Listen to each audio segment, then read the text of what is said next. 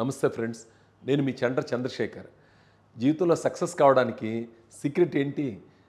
చాలామంది అడుగుతుంటారు. ఆ సీక్రెట్ ఏంటంటే ఎలాంటి సీక్రెట్ లేకపోవటమే ఆ సీక్రెట్. జీవితంలో సక్సెస్ కావాలంటే కొన్ని అలవాట్లు, పద్ధతులు, ఫిలాసఫీలు ఉంటాయి తప్ప సీక్రెట్ ఏమి లేదు.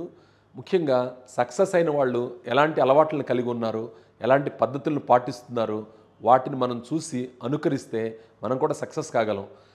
సక్సెస్ కావడానికి 1000 మార్గాలు ఉండొచ్చు, 1000 పద్ధతులు ఉండొచ్చు. కానీ అన్నిటికన్నా ముఖ్యమైన పద్ధతి మాత్రం సెల్ఫ్ డిసిప్లైన్. ఈ సెల్ఫ్ డిసిప్లైన్ అనేది సక్సెస్ కావడానికి రాచమార్గం.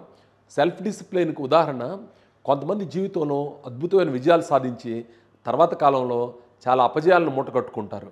విజయగర్వం తలకెక్కుతుంది, అంతా మాకే తెలుసు అనుకుంటారు. అలాంటి వాళ్ళని చూస్తాం. అలాగే కొంతమంది జీవితంలో ఎన్నో ఎత్తుపల్లాలను చూసి అధపాతాళానికి వెళ్ళిన వాళ్ళు కూడా అక్కడి నుంచి పుంజుకొని గొప్ప విజయాల బాట పట్టే వాళ్ళని చూస్తాం.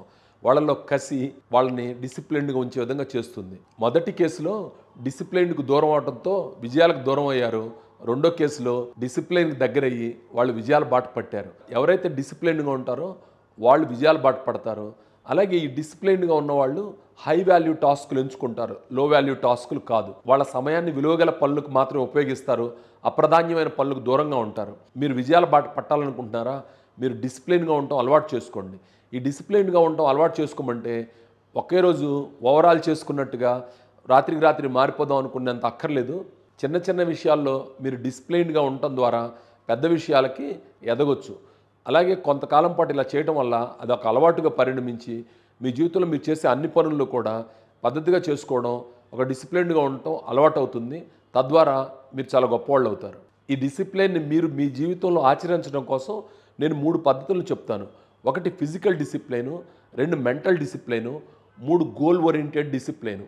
ఇవేంటంటే ఫిజికల్ డిసిప్లిన్ అంటే యోగానో, ఎక్సర్సైజో, వాకింగో మీ ఫిజికల్కి సంబంధించి అంటే మీ బాడీ బాగుండటం కోసం చేసే దాన్ని ఫిజికల్ డిసిప్లిన్ అని.